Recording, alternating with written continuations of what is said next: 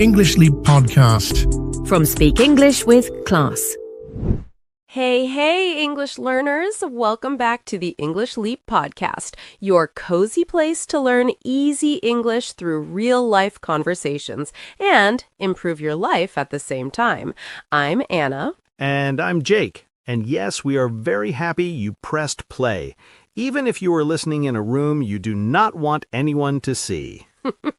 Right? Because that is where we're starting today, with rooms, stuff, and that feeling of why is everything everywhere? Exactly. When Anna says rooms and stuff, I immediately think of my chair. Oh, the famous chair.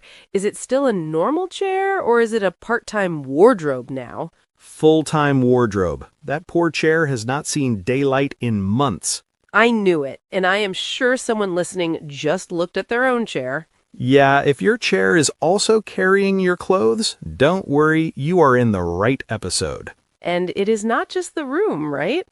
It is the phone, the notifications, the tabs, the I will read this later things. Yes, you open your eyes and your life is already full before you even stand up. Messages, apps, plans, things to fix, things to buy. And at the same time, you are tired and you're thinking, why am I exhausted? I did not even start my day yet. Right? If that sounds like you, then you already understand why we chose today's topic. Yeah. Today we want to talk about this little sentence you've probably heard. Less is more. When I first heard that, I did not believe it. Less is less. More is more. End of story. Same, but when you look at real life, it starts to feel different. Less random stuff, more calm. Less pressure, more energy. Less noise, more space to think. And we're not talking about some perfect Pinterest life.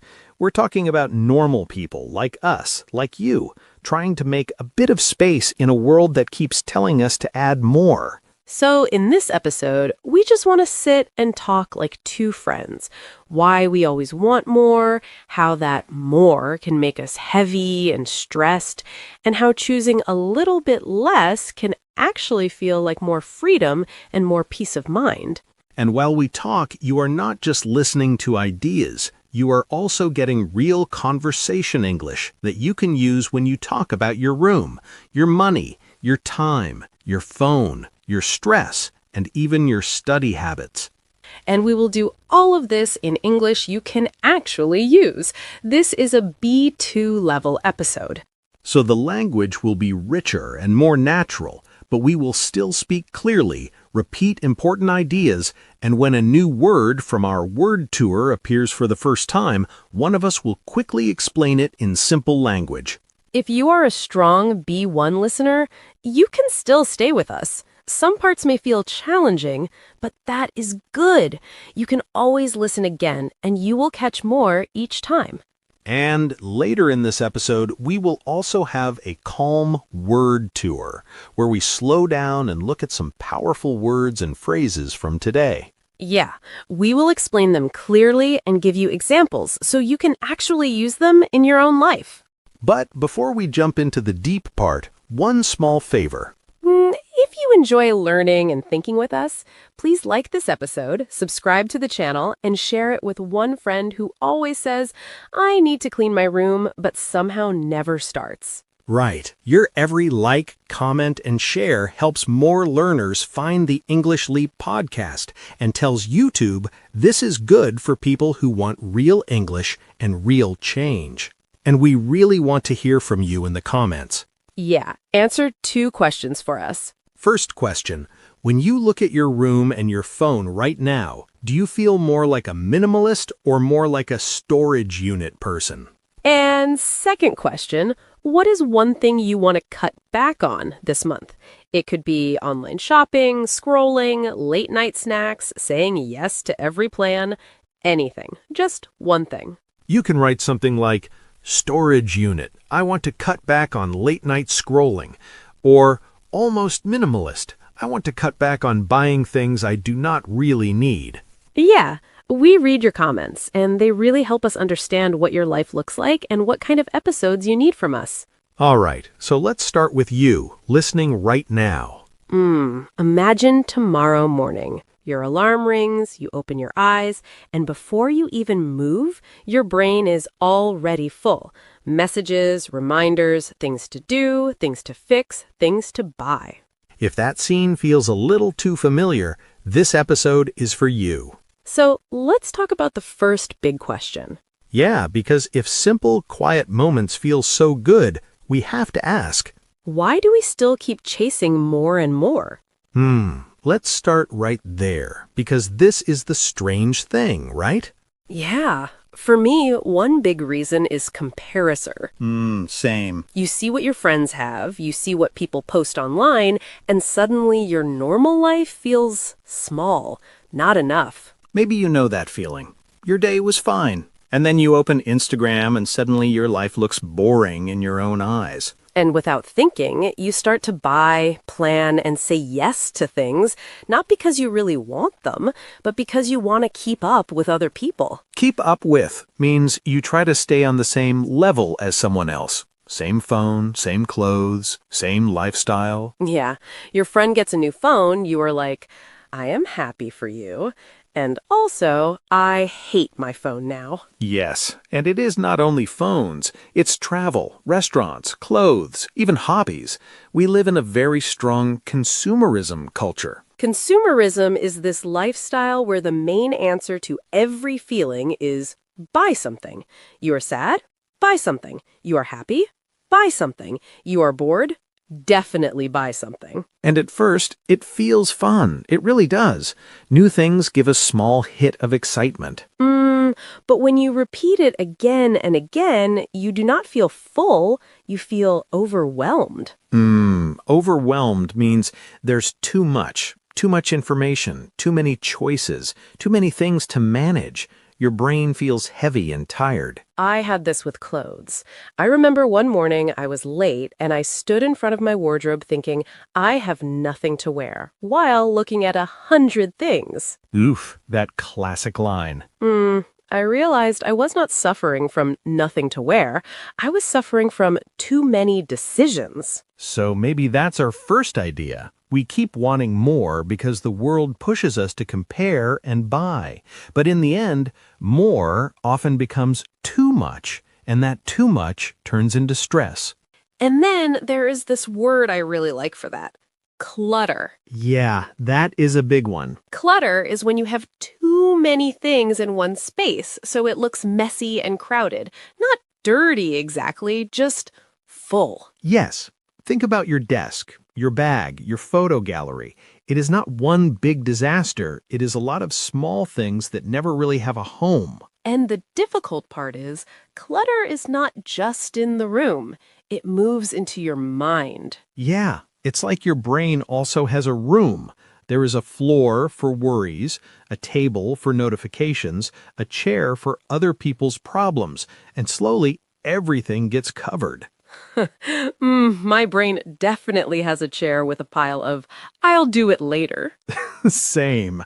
And this is where less is more starts to make sense. Right. When I clear one surface, just one, it feels like my mind also gets a small window of light, like opening a window in a room that was a bit dark. And maybe for you, it is your desk, or your phone home screen, or your kitchen counter. One small area without clutter can change how the whole day feels. And you know when this really hit me? When I traveled with only one backpack. Yeah? I went on a trip for 10 days. Normally, I pack like I'm moving to a new planet. 3 pairs of shoes, emergency clothes I never use, 5 cables just in case. This time, I chose to downsize. You downsized. Yeah, downsize means you make something smaller. For example, you move to a smaller house, or in my case, a smaller suitcase. So how was it? Honestly, the first day I felt nervous. What if I need something and I left it at home? But after 2 days, it felt light. I didn't spend time choosing between 10 shirts. I just wore what I had, washed it, repeated. My brain was free to enjoy the trip instead of managing stuff. Wow, that's interesting because nothing big changed. Same city, same you, only the amount of things changed and your mental energy changed with it. Exactly.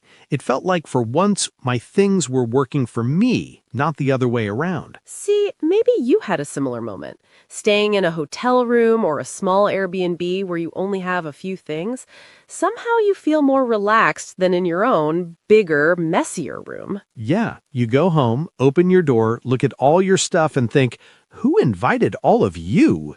I think this is where the word intentional comes in. Yeah, I like that word. Intentional means you do something on purpose with a clear reason, not just because it is a habit or because everybody else is doing it. For example, buying one good jacket intentionally because you know you will wear it for years instead of 5 random jackets because they were on sale. Or having 3 apps you really use to learn English instead of 10 apps you feel guilty about. And that's the difference. Less things, but chosen with intention, can feel like more support, more comfort, more joy. And when you are intentional, your room starts to feel like your space, not a storage room for things you forgot you even own. But getting there is not always easy, because less sounds nice until you actually have to remove something. Oh, that part is hard. I remember cleaning a drawer and holding an old notebook, thinking, I do not use this, but I could use it one day, maybe. The famous one day. Yeah, sometimes we keep things because we are scared to let go of them. Right. Let go of something means you release it. You stop holding it, stop keeping it in your life so you can move on. That can be physical things, like clothes or gadgets, but it can also be old plans, old goals, or old versions of yourself. And when you do let go of something you don't need, you get something very important back: peace of mind. Peace of mind is when your mind feels calm and safe, not always worried, not always busy. Yeah, I had this with my email. For years, I kept every email. Old newsletters, old notifications, things I didn't even remember signing up for. One weekend, I finally sat down and unsubscribed from a lot of them, deleted thousands. Thousands? Yes, it was a digital mountain. But when I finished, my inbox looked quiet. And the next week, I noticed I checked my email less, and I felt less stressed. That's peace of mind. It's like your brain has fewer voices shouting for attention. Less noise, more silence. Less stress, more space to breathe. There's also this idea of minimalism that many people talk about now. Yeah. Minimalism, in simple words, is a lifestyle where you try to live with fewer things but more intention. You keep what really matters and let go of the rest. Important note. Minimalism is not, I own one fork and I meditate all day. Yeah, it can look very different for different people. For you, minimalism might be fewer weekend plans, but deeper conversations, or fewer cheap things, but a few good things. And this is where I love the word JOMO, the joy of missing out. You probably know FOMO, the fear of missing out, when you feel nervous or sad because other people are doing something and you're not there. JOMO is the opposite. JOMO is when you enjoy the fact that you are not everywhere. You say no to a party or an event, and you feel happy to stay home, rest, read, watch something slow, just be. I had JOMO last week. My friends went out. I stayed home, made pasta, watched one episode of something, and went to bed early. And The next morning, I woke up with energy instead of a headache. I did miss the funny stories, but I did not miss the tiredness. Maybe for you, JOMO could be saying no, thank you, to one plan this month that you do not really want, and giving that time back to yourself. And we can also bring less is more into your English journey. Yes, because I know many learners who are not lazy, they are just overloaded. Yeah, they have 5 apps, 10 YouTube channels, 3 textbooks, and they're trying to use everything at the same time. And then they feel tired and guilty because they didn't do enough in any of them. Sometimes the best thing you can do is cut back on a few tools. Cut back on something means you reduce it. You decide to use or do it less than before. Right. Maybe you cut back on how many things you use, fewer apps, fewer channels, fewer books at the same time, and more time with the ones you really like. Or you cut back on looking for the perfect method, and instead you repeat one simple routine every day, like listening to one podcast episode, pausing, repeating, writing down a few phrases. Less searching, more doing. Less confusion, more progress. And remember, less doesn't mean nothing. It means not everything at the same time. Exactly. Less noise around your English, more focus on what actually helps you. So maybe less is more is not a magic sentence, but it can be a quiet question you ask yourself. What can I remove so there is more space for what really matters? And the answer doesn't have to be big. It can be one object, one app, one plan, one habit. Small but intentional. And with each small choice, maybe your room feels lighter, your phone feels calmer, your mind feels clearer. Right. And in a minute, we're going to slow things down even more and do our word tour. We'll take some of the key words from this episode and hold them still for a moment so your brain can really catch them. You do not need to repeat out loud if you don't want to, but if you can, it really helps. Say the words with us, slowly. First word, clutter. Clutter is when there are too many things in one place, so the space looks messy and crowded. Not dirty, just full and not organized. For example, there is so much clutter on my desk that I cannot find my notebook. Or, when I remove clutter from my room, my mind feels more relaxed. Repeat, clutter. Clutter. Slowly, clutter. Next word, consumerism. Consumerism is the lifestyle where the answer to every feeling is buy something.